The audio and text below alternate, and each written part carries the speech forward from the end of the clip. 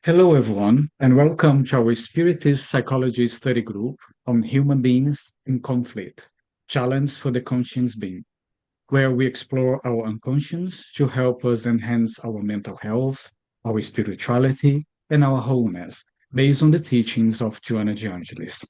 I am Fabrício Assunção from the Spirit Society of Bournemouth, and here with us our speaker, Dr. Anahy Fonseca from the Spiritist Medical Association of Brazil. This evening, Anahy will give us a PowerPoint presentation with the main ideas brought by Joanna de Angelis.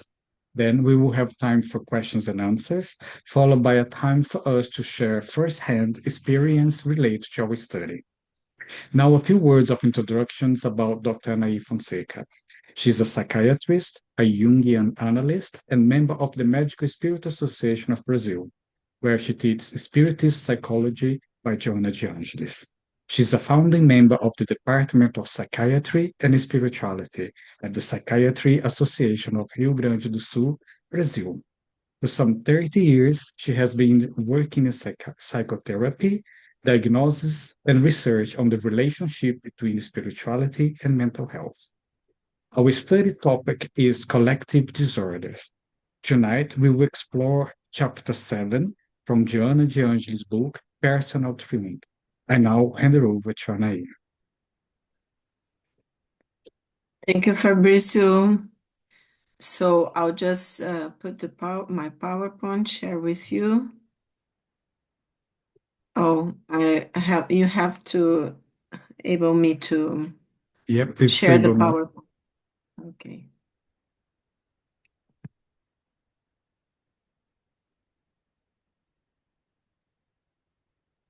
So here we go.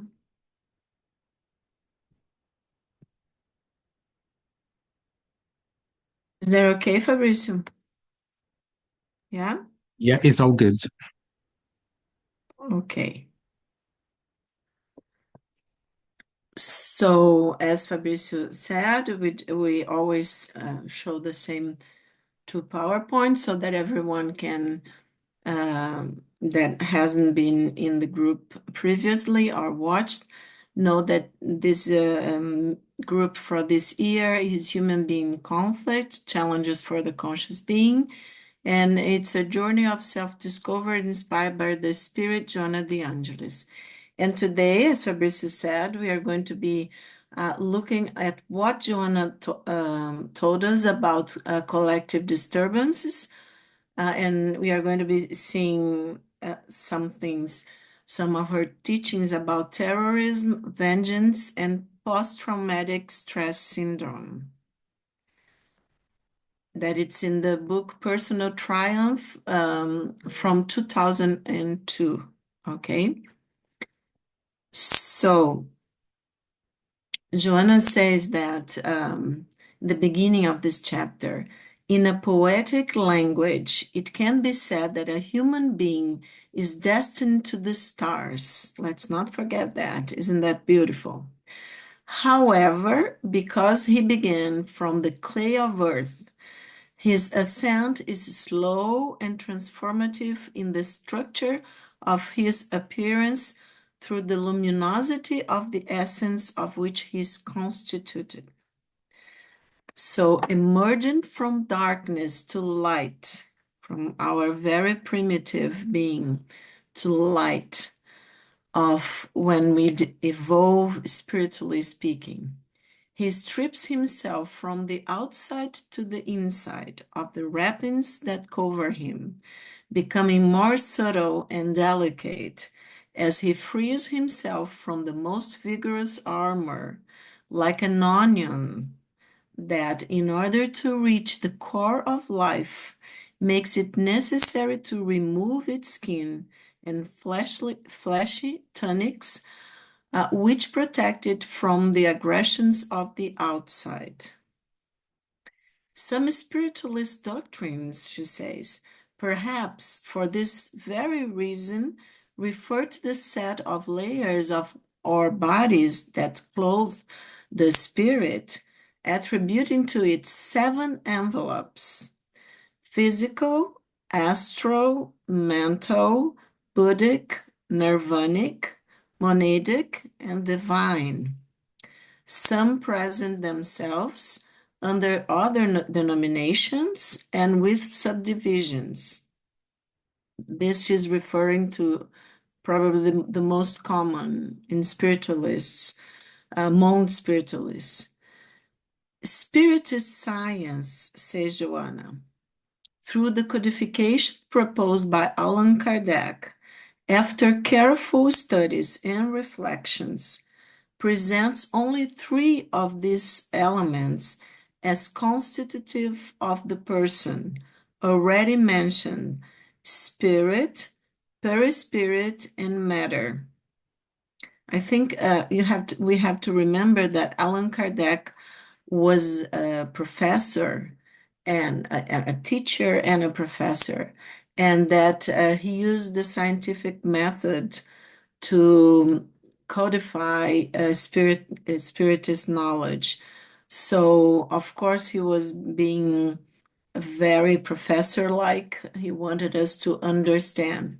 So I think this proposal that Joanna is asking us is so that we can better understand what spiritist knowledge is talking about.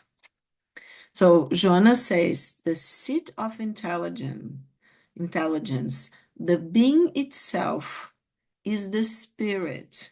Seat of intelligence is the spirit, or as Jung calls the self, capital S, the generating source of life and bearer of inexhaustible resources that must be penetrated and used in the process of evolution. All of our resources of the intelligence of our spirits. So the perispirit or semi-material body, which hosts experiences and registers them, transferring them from one existence to another, is a vehicle that shapes the form, which imprints on the future material instrument, our material body, the needs that become imperative for overcoming primitive tendencies, dissolving passions, vices acquired during the course of the evolutionary journey, and the physical body in charge of involving the previous ones, experiencing the contents that come from the spiritual being that it is, right? We are in our core spiritual beings, and manifest in the somatic in which it transits. Okay, so we have these three bodies: the intelligence, that is the spirit that is integrating all the experiences through the different incarnations, the semi-material body, the perispirit, which hosts these experiences and transfers them from one existence to the other and shapes the form of our material body, right? And imprints in it all these experiences, okay, that become tendencies, Joanna is saying, dissolving passions, vices acquired during the course of the evolutionary journey, so that we can, if we are still reincarnating, we are here to learn better what we have not learned before, or we could also say in psychological terms, integrate better the experiences so it becomes wisdom to the spirit, right? Knowledge and wisdom to the spirit. And then the physical body that is in charge of involving the previous one, of course, and living this experience, okay? In this simple but complex trilogy, the elements exist for understanding all psychopathological process, all of them, such as those of integral health, which concern the mechanisms of continuum of evolution. The human being is therefore the one who elaborates in the core of the spirit who transfers through the intermediary body to the so the perispirit to physical life, the impressions, thoughts, words, and actions which typify the evolutionary stage in which he finds himself during each carnal passage. From the first impulses of intelligence to the momentous constructions of intuitions. So first we are instinct impulses, only reacting to the environment, right? And learning through many, many different experiences in the flesh, in the body, to the momentous constructions of intuition, okay? The spirit or self is the builder of the experiences that concern it, generating and developing the skillful instruments for the growth and amplitude of the aspirations of happiness and peace that lie latent because it comes from God. So we have to leave, that primitive form of intelligence because we are sentient beings, as a lot of beings on earth, of nature and different kinds of evolution, right? To become, this, to blossom, let's say, to evolve spiritually and in consciousness. So Joanna talks from impulses, right, to intuition, where the self and our spirit is very active in a more evolved way, right? So we are the builders of our experiences, right? Generating, she says, and developing the skillful instruments for the growth and amplitude of the aspirations of happiness and peace that are latent within ourselves, in our unconscious, because it comes from God. In this way, programs are inscribed in it that elaborate joy or sadness, health or sickness, all transitory in the direction of their supreme spiritual fulfillment. And I just brought to you, since we are going to see some difficult parts of our psyche, just to remind you, actually, right? So we can just understand, for people that haven't, seen the previous year where we talked a lot about Jung's concept. So this is a very schematic, and it's not complete, map of the psyche according to Jung. And here I just wanted to remind you, we have in orange the collective unconscious, the archetypal level of the psyche, okay? And we have here the self, this star here in the very center. And you see that here in green, we have the ego, the center of our consciousness here, this personality. We have in white, like a half moon, the persona, the complex of the persona, our social mask. And in brown, we have the shadow. In the personal unconscious, we have the shadow aspects of our personality that are opposed to the persona. They both make a pair of complex that are deeply interconnected, okay? So the persona is more conscious, basically conscious, and the shadow is unconscious, okay?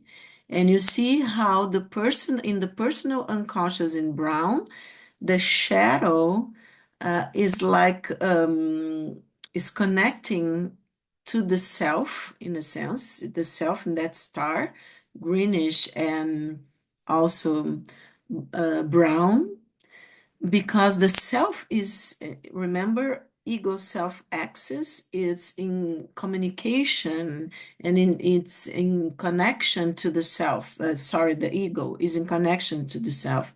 So, of course, everything that is related to the ego as the shadow aspects of our personality are in contact, of course, with the shadow aspects of the self. Everything is interconnected, and it's like a mirror in different dimensions, okay? So we have seen that, but just, to get a little fresher than what we have seen about the shadow aspects, dark aspects of our personality here, our ego and personal unconscious, but also about our the dark side, we can say, of our self, because the self is the spirit and our spirit is evolving. And see, as Allan Kardec and Joanna are saying, everything that we have not learned yet, or that we, couldn't figure out and really integrate, so we are going to have to experience in a certain way in another incarnation. And it gets connected, of course, because it's a program of our incarnation to learn better, to understand better, and to integrate better what we haven't learned or integrate. So these dark aspects we have to, one of our tasks, let's say, in each incarnation is to cast some light in this darkness that is still in our psyche, in our souls. So our dark aspects need to stay hidden so that we can feel good and adapted to the world. That's the way that an ego feels about everything that is considered not suitable to my persona, to my social mask, okay? Duality is part of our psychic existence. Remember when Jonah talks about the bipolar structure of our psyche, always two aspects in conflict. So Jung says duality is part of our psychic existence. Courage and fear are a pair of opposites, like good and evil. We can only recognize one if we have already encountered the other. So we are in learning experiences of, we could say spiritually, about light and dark.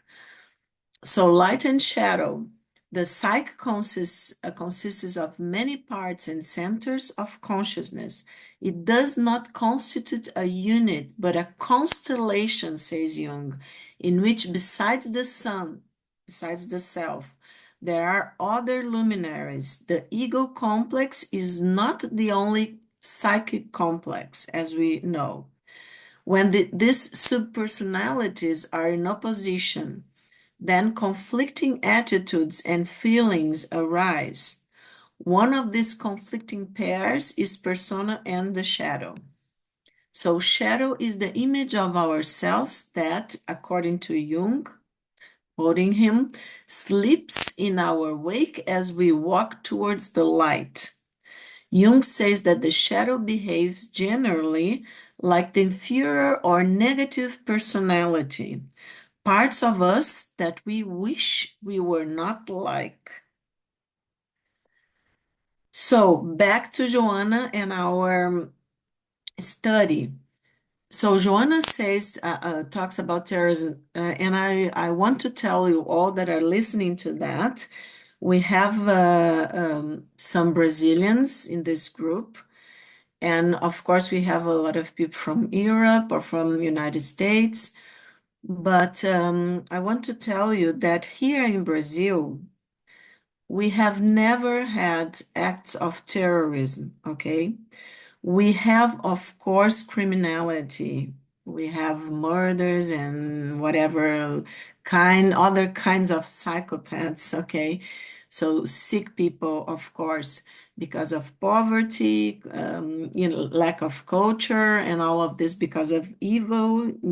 That's from, as you have seen, the collective unconscious, still the darkness in our nature that we are as humanity, um, in this moment of our evolution, shedding, putting light on them, on this dark aspects, because we have to evolve and we are evolving. Spiritist knowledge says that we are leaving this world of suffering to go to another step of evolution as humankind, that it's the what spiritist knowledge call regenerated world, when the good prevails over evil.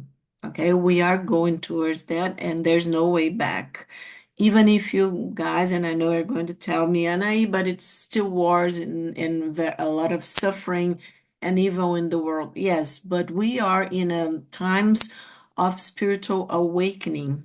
Otherwise, we wouldn't be here talking to each other about all these concepts of light teachers such as Jonah de Angelis, and there are many others all around the globe in different cultures calling us to this spiritual awakening. So, but I wanted to tell you this, that in Brazil we had never had terrorism as you guys in Europe have had, or in other parts, United States or other countries around the globe. And we can think about that, and why after when we debate. I have my own thoughts about this, but I think it's going to be very important. People that are from Europe, natives from Europe and from other countries such as United States, to reflect together about what Joanna is, and because you guys have experience, unfortunately, of course, because you have lived through many different and tough situations, but I think the debate is going to be very rich, okay, with your experiences. So, what Joanna, and not forgetting that Joanna herself has had many lives in Europe, okay, not only in South America, but many lives in Europe as in other reincarnations. So, what's she telling us about terrorism? Due to the predominance of the animal nature over the spiritual nature, and the overflow of passions, the human being at certain stages of evolution maintains the primeval inheritances, the primary instincts that surpass the valuable treasures of intelligence, discernment, reason, and conscience. They are the ones who give way to the development of perversity that does not tremble in killing, so that its emotional truculence prevails. Let's not forget, I just wanted to, since Joanna is saying that even if some of us have been born in Brazil, for instance, have never experienced an act of terrorism, it doesn't mean that we haven't been born in Europe or whatever other country. And we ourselves, as spirits, maybe have at some point done something really bad. That's it's everything that Joanna is asking us to understand, that Jung's concept of self is the spirit with all his evolution until this point of, experiences, intelligence, but also having to deal with this predominance of the animal nature over the spiritual nature. Some more advanced in that, with little, let's say, animal nature. When we are in the body, of course, we are going to have the body of and the functioning of the body, our different physiology, and of course our instincts and our um, hormones, of course, and the difference between, and there is different people in the hormones, the biology of males and females, the different hormones and the different aspects. even in the brain, the way that sometimes we function. So all of this, it's very complex. So we have to pay attention and different levels of evolution of the different spirits that are reincarnated, okay? So the absence of feelings that magnify the individual, the deviation towards schizophrenic, that schizophrenic is the top of dissociation when the ego cannot hold the parts together, okay? To say in a very simple way. So the deviation towards schizophrenic structures release the hideous forces of primitivism that imposes itself by tyranny, embracing the fanaticism that characterize it as primary, having from then on a stimulating objective to give field to what is characteristic of evolution at a lower level, very lower level of the process of culture and emotion. Okay, so it's when the person has this absence of feelings that magnify the individual and deviates the individual towards schizophrenic structures that release these hideous forces of primitivism. Okay, he cannot infrequently develop intelligence, acquire technological knowledge, embracing causes that seem noble but which only constitute escapes from the disturbing conflict to exhibit the inner turbulence, the hatredness that he holds in his heart towards others with whom he lives or not, and by extension against the whole society. Due to the morbid psychological structure, we are talking about a very sick person. He has serious deviations of libido, the psychic energy, okay? Invariably tormented in his manifestations with severe disturbances of sexual functions, hiding the existential emptiness in the exorbitance of the aggressive instincts in which he delights. Let's not forget that we have talked about that in previous meeting. When we are talking about sex and the instinct of sex, when we were like in the savannah, right, very primitive beings, the sexual instinct, we say, and Freud used to say that in the beginning of our evolution, it runs very hand by hand with the aggressive instincts and the sexual instincts in the beginning of evolution are, hand by hand, they are together. Okay, so there is no distinction between, for instance, who am I going to have sex with, and doesn't matter, and I just want, like a catharsis to put this sexual impulse has to be satisfied, doesn't matter with whom, and doesn't matter if the other person, we are talking about very primitive beings. And even I told you, and when we were in the savannah, like almost like, animals, actually acting like animals. So what happens is that, well, I told you about the movie, The Quest of Fire, I think, by Jean-Jacques Annaud, the French director, and I think it's from the 70s. But he shows that really, beautifully, very artistic. If I'm not mistaken, is The Quest of Fire, the name of the movie, by Jean-Jacques Annaud. So this is it's together. And I have heard, unfortunately, we have to deal with the dark side, in as psychiatrists and psychologists. So I have heard once from a person that was a spiritualist person, and it's many, many years ago, and he had a very uh, a sexual drive that he was like addict to sex, and he couldn't discern, oh, I'm not going to do that because I'm married, because I have children. He just had to go and do it. And the empathy that he had, that was in the shadow, because in the persona, he was a very nice person and this and that. And he was a very, devoted father, a devoted husband, and all that.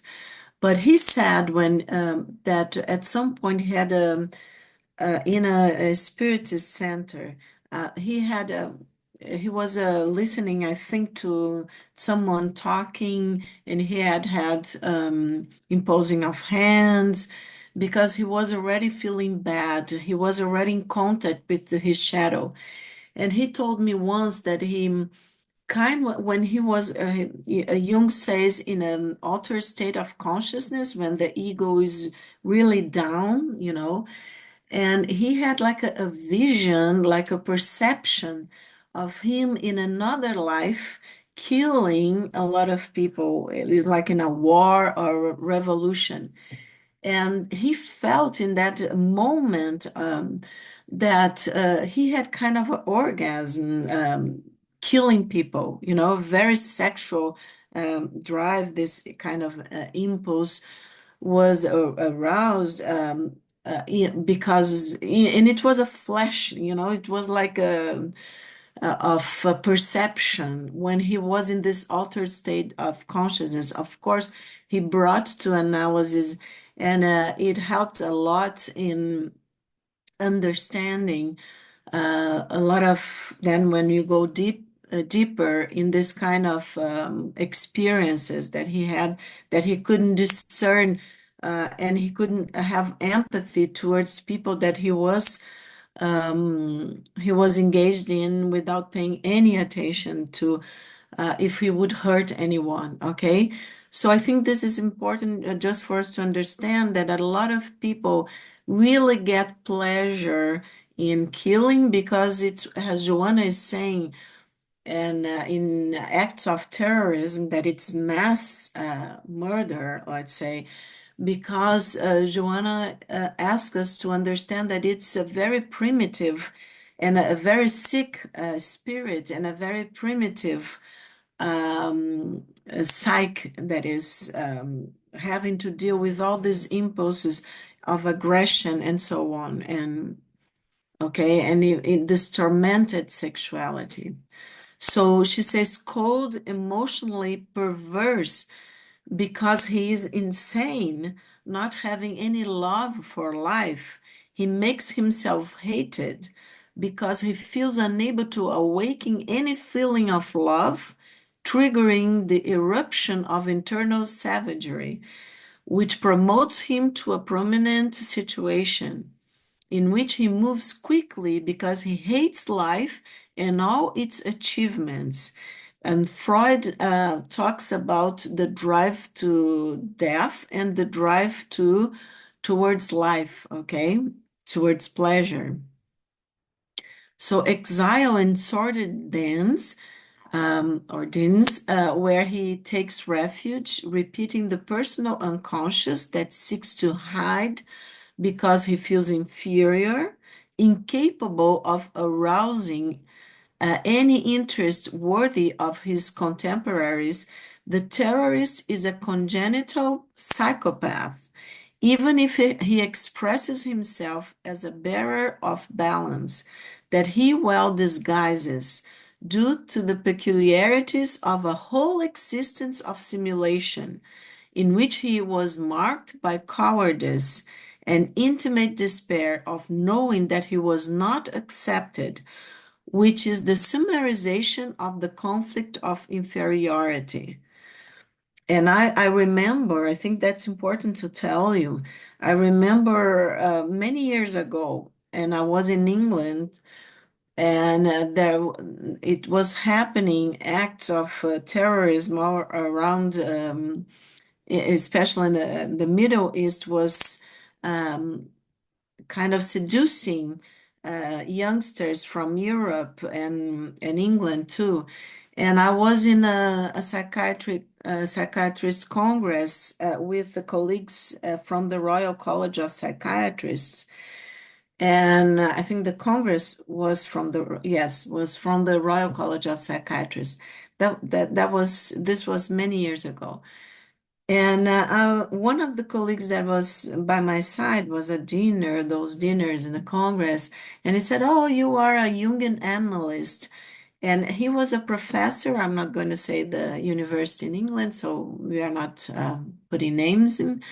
But he was his role in the university as a professor was a group of study to trying to understand why youngsters, Muslims in communities that are living in England from the Middle East at that point, okay, why they were being seduced to go and be terrorists since they had been born in England.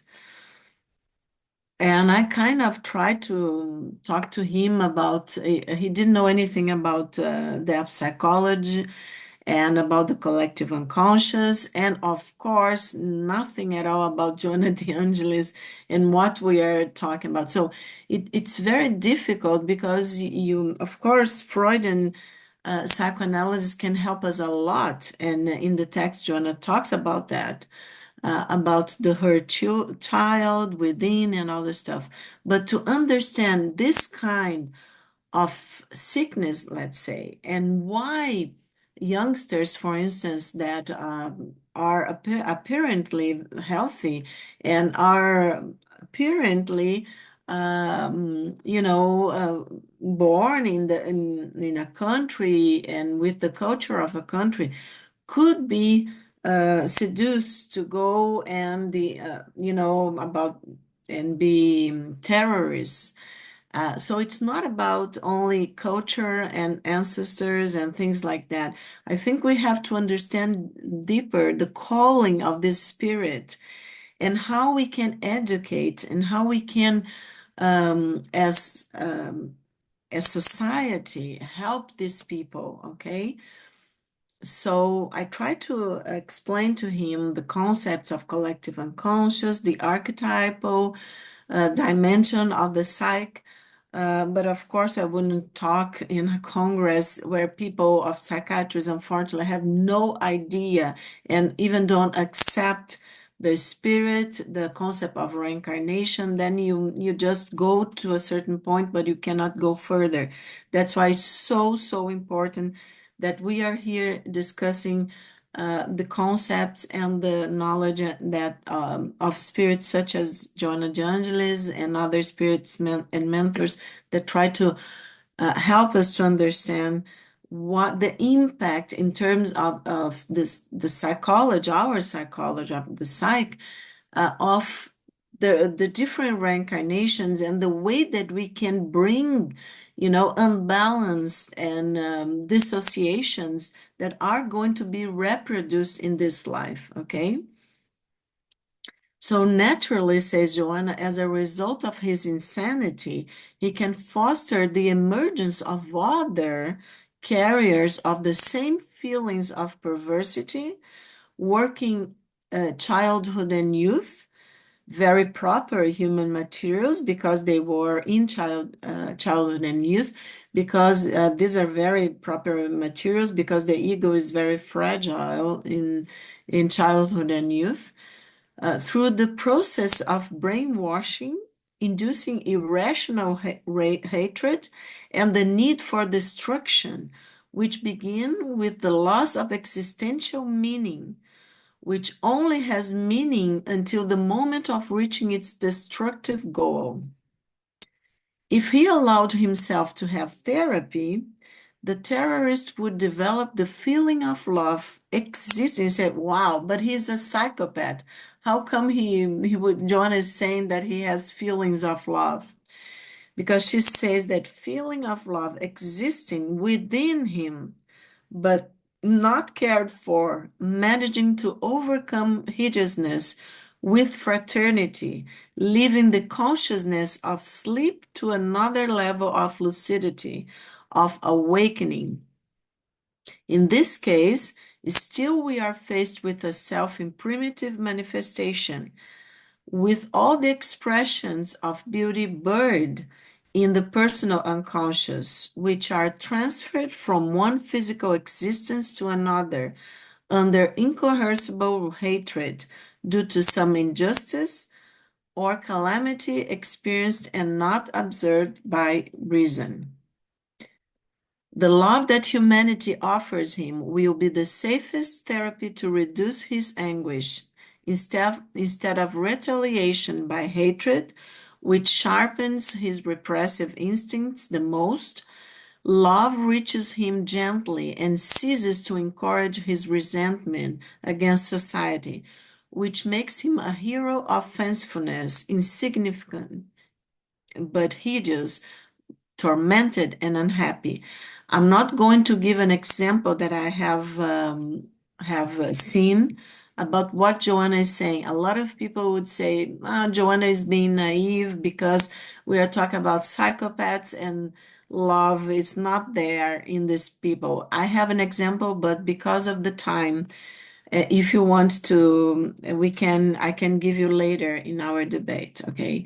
When something disturbing happens, generating suffering in the individual, his psychological immaturity feels threatened by something. Now, John is talking about vengeance, sorry. We just come from terrorism to vengeance, okay?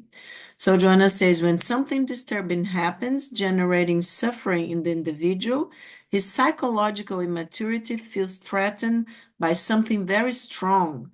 Even reasoning consciously, he does not escape the unknown manifestations of his unconscious that requires reparation, effort, and the annihilation of the opponent.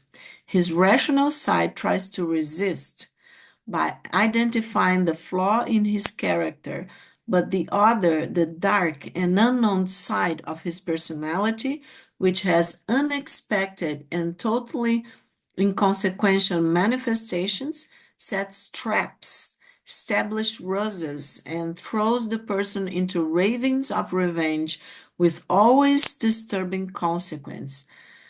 I don't know if you know, and then I forgot the author, but then we can remind me later. The Count of Monte Cristo, that is an author a very popular book, has been filmed. I think it's a very nice example of what John is talking about. The impulses burst forth from unknown areas of the ego. Remember the shadow aspects, which cannot identify with the self, and induce him to a work of persevering hatred, instilling in him revolt and discomfort, as it presents itself to him as a danger to his security and therefore deserves to be destroyed. The phenomenon occurs both in the individual and in the masses because our personal shadow, remember, is connected to the collective shadow in individuals and in nations, giving rise to nefarious and heinous wars in which everyone is harmed in successive generations. Such are the sequels that remain after the armistice.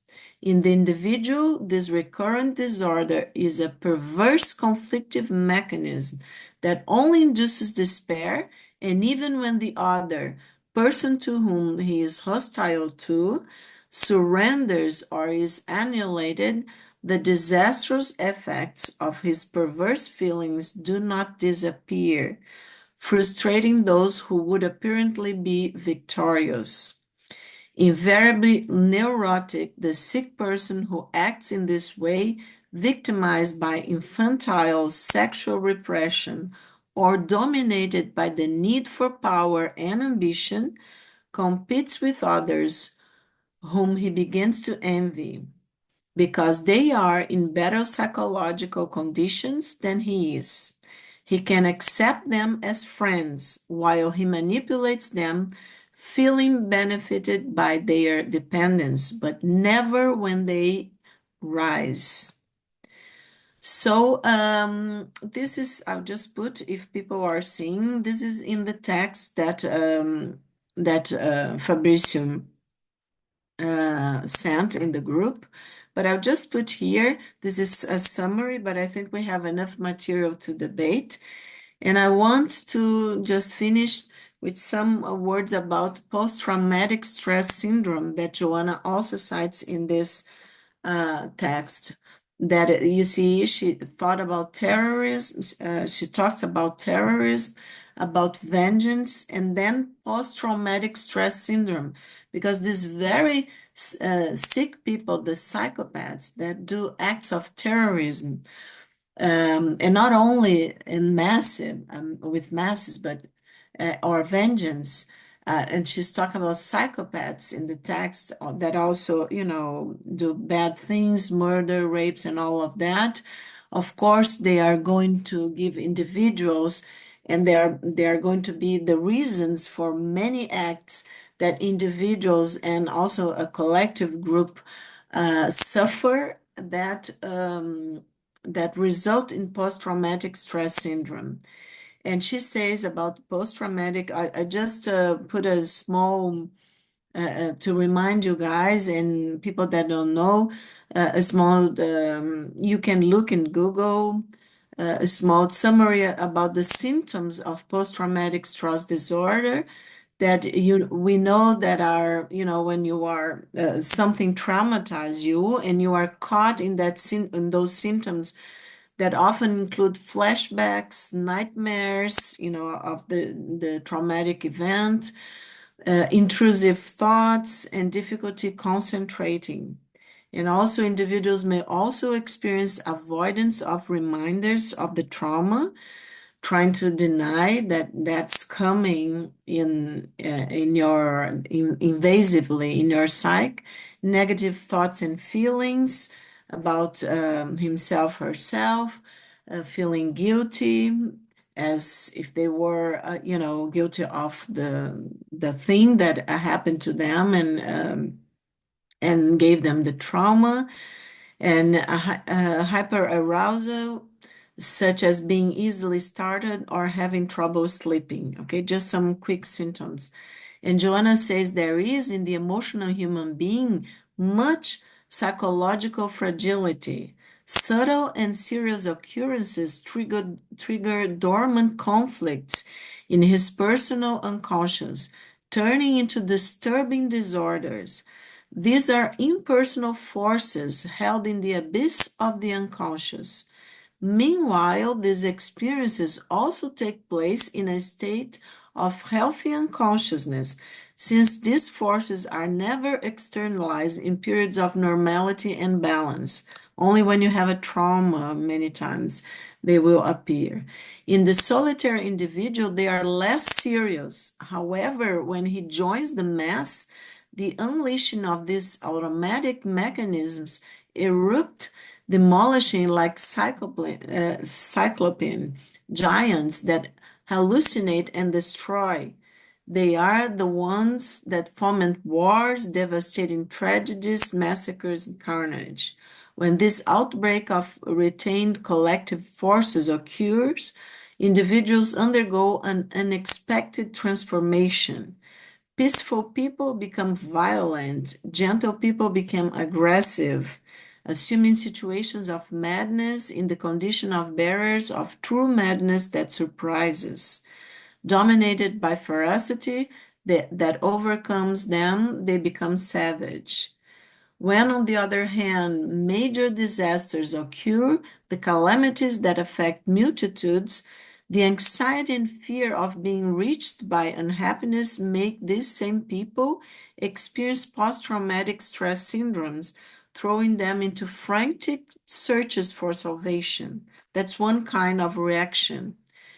Presenting as symptomatic, the relieving of the tragedy is in the form of invasive evocation, nightmares, interrupted dreams, as we have seen previously.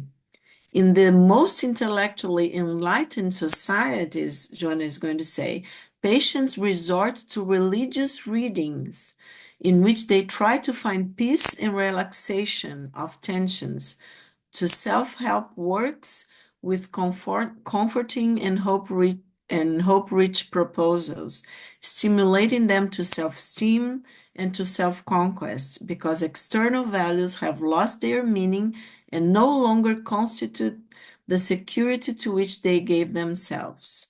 On the other hand, those patients who lived under the hammers of anxiety and depression in the face of these events can be subjected to an improvement in their general condition because they analyze their individual problem. Confronted with the tragedy of others, their problem almost loses its meaning. And then she talks about sex and also the way that some people after these tragedies turn to sex, but in a way to connect more in a positive way and sometimes in a negative way.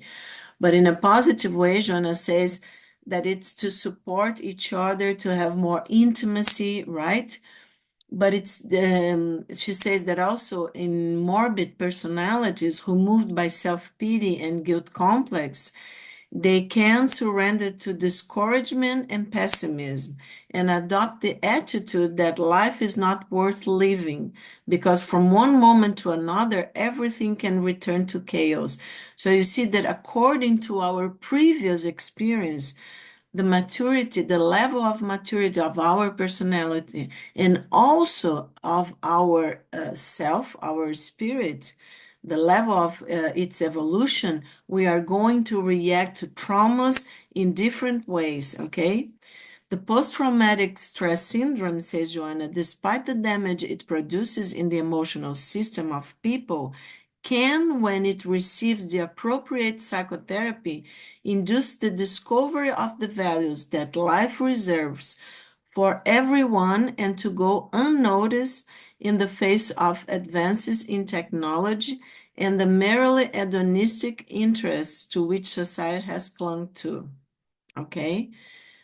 So if we awaken and look for treatment or psychotherapy or spirituality and religion, we can have one reaction.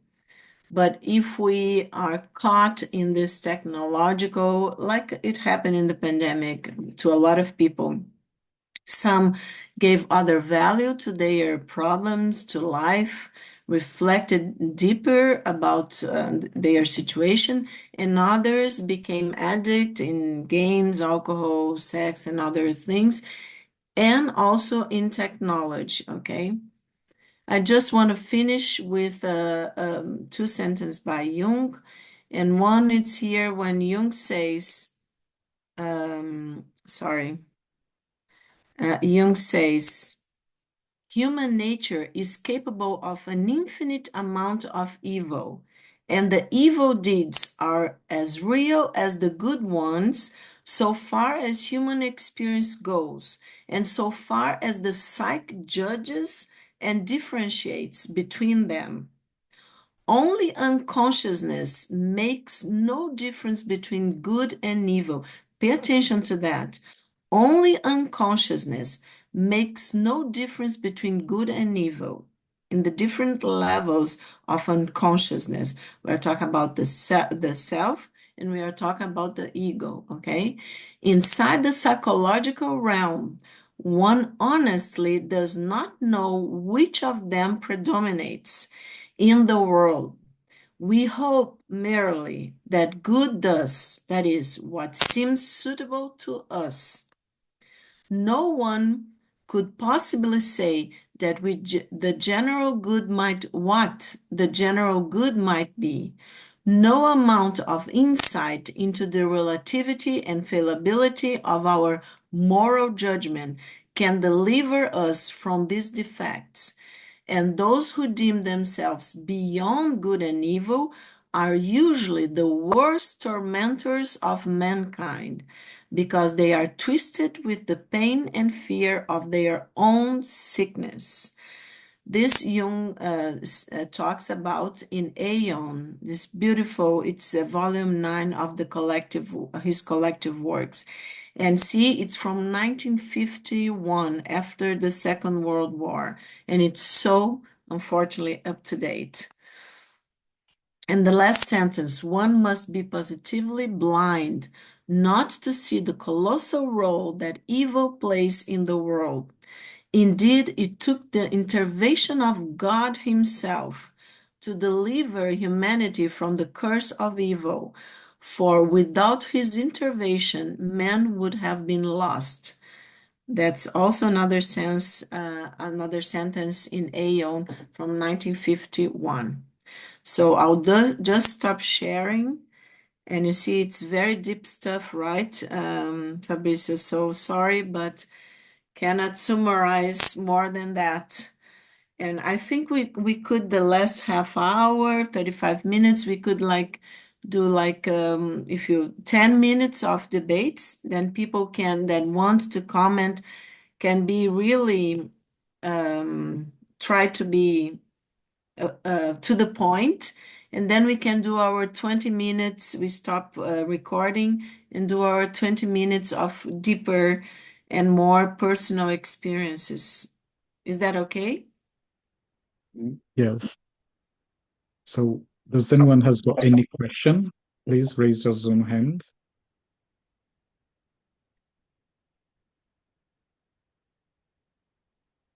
While people are thinking, I just want to, does anybody remember who is the author of The Count of Monte Cristo? Is that Italian or French? Alexander. Alexander Alexander Dumas. Dumas. Ah, Dumas, Alexander yeah. Dumas. Yeah, thank you.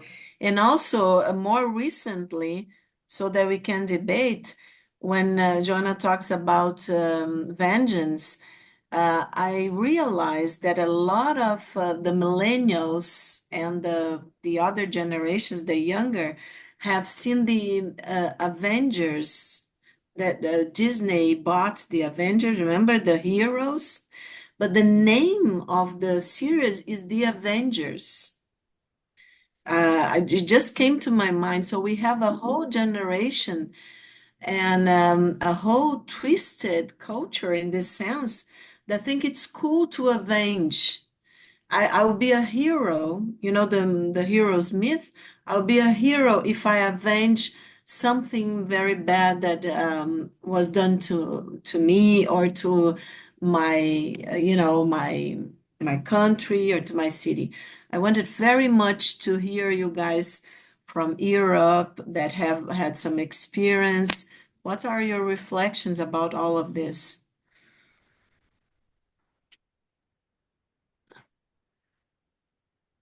I know it's a lot of stuff, but I think it's very important. Sylvia or Anne also. Sorry, yeah. Go ahead, Yeah, Sylvia. yeah, okay. Well, living in London for a long time, I have seen quite a lot, quite a lot. I remember one of the first experience I had was being in the tube, and I saw some bags, and I remember that I completely froze, because I thought, oh my God, it's a bomb. But it wasn't, thank goodness. Somebody just forgot their shopping or something. So I think, it's almost a part of your psyche now to be aware, especially now, lately. And sometimes, you see, I had a situation where there was somebody, dressed completely in black. And, one of those religious people, their face covered. And I was very uncomfortable when I moved to the other side of the platform. And then I thought, oh my God, what kind of Christian are you? She probably is completely innocent. She doesn't have anything to do with the mess and everything. And I looked back, and there was nobody around the person. She was completely alone, standing in the platform. Everyone moved away. And, I felt really bad. I sent her a prayer. And I felt, but this is, is so much so your reality. It happens quite a lot. Walking in the street now is dangerous. People attacking people in restaurants, in the streets, going with their cars in the pavement. and just wiping everybody who's there. So even though we don't think, we're not afraid in a way. I mean, we are deep down, we are afraid. We're very aware, I mean, I personally very rarely now go into the center of town, and it's because it's very very living, very alive. And also there is quite a lot, especially in the last year and a half or so, we have constant demonstration with people extremely violent. And because they wear masks, no one can see their faces. They can abuse, and even a look different, they start attacking you. And it doesn't, if you hear it, you say, oh, you're being exaggerating. But if you ever caught in the middle, if you come out of a tube or you're in a street and suddenly you turn and this mass of people are there, I tell you, it's scary, because they are so different from your culture, from the way you see things, and they're very, very violent. And wearing a mask, they can excuse anything. So I don't know. I think especially here in London is a very difficult situation, and it has been for a very long time. The only thing that originally, the first problems we had with bombs, they actually used to phone the newspapers or the television and say, look, we left a bomb there. And most of the time they had time to clear the place. But now is, I mean, how can you are sitting in a restaurant eating and somebody comes in with a knife and start knifing everyone, or get in their cars and go in the pavement, in a bridge. There is nowhere to run. So, within us, I think we have this constant fear and anxiety, even though we don't show it. Okay, thank you so much, Sylvia. Anne, you want to comment? Yeah, I was just thinking, because it's interesting. Now we have fears of particular groups. When I first moved here, we were afraid of the IRA, the Irish Republican Army, because they were the ones putting the bombs, and I know people who were harmed by their bombs. So if you heard that Northern Ireland accent on the tube or something, you were worried. And now if it's a different accent, you're worried. But actually, the highest threat of terrorism in the UK at present, because I participated in meetings with the police about terrorism because I worked in public health. So there are some, every 2 months, there's like some meetings in which they are sharing confidential information. And the highest, they are, let's say, for every case that you see in the newspaper that comes out, there's probably 99 cases that have been resolved without anybody knowing. Yeah, so it is a big job going on all the time. So a high risk now of terrorism from the right wing, disaffected groups. And what they were saying, like she says, about taking on young people or children, and they also target people with mental health problems and neurodivergent, because they quite often could be people that don't have any friends, that feel excluded, and they come and they do exactly the same techniques as the grooming gangs for sex for young people. They come, they pretend you're a friend, they give you a present, they invite you this, and they make you feel emotionally connected. And then comes the exchange. Now I need you to do something for me to show me that you are my friend too, kind of scenario. And we've had patients from our hospital who have been caught up like that. And so that we call it, is grooming vulnerable groups. So the person is vulnerable to that kind of seduction, grooming. And this is, I just think, like, for me, yes, I think a sense of self-preservation. We need to follow our instinct of where it's convenient to go or where it's not convenient to go. But I think everything is an opportunity of learning and developing. So one of the things that what Joanna says, if the terrorists were to have therapy, to look for love. So if we, instead of having hatred for the terrorists, and having anger and revulsion and wanting revenge against them, if we can think, what can we do individually to find peace? It's not to say that we agree with what they do, but say, there goes a sick soul, and pray for their health. That helps to break down the energy in which we would be feeding into more terrorism, more violence, more aggression, because it's like it says there, we could be triggered in something in our unconscious, and we could become the aggressors. So it's like they say, therefore, for the grace of God go I, because we don't know if in a different situation, we might not be the person that was seduced into that behavior or was born already, with psychopathic tendencies towards, and then you just choose your cause. There are many causes. You can choose whatever cause you like, which is the flavor of the month, and join them kind of thing. So I think that rather than looking in an accusative way towards our brothers and sisters who behave in this way, thinking about what do I do about this? How do I behave? What risk am I running? What's in my shadow that can make me a terrorist tomorrow? And work on that, because that is where the change will come. I'm not going to change a terrorist. They need to change themselves.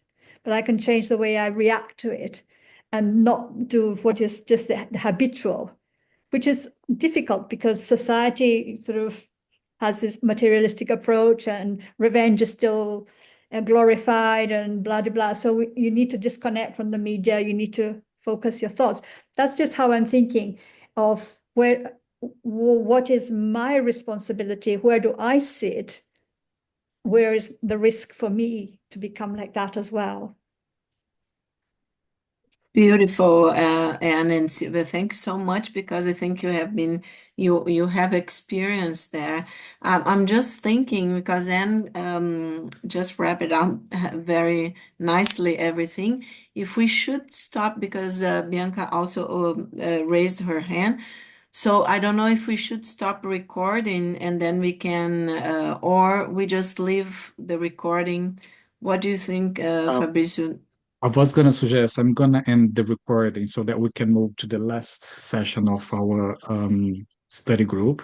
So for the viewers that is watching us, thanks for being with us, and I see you next meeting. Bye for now.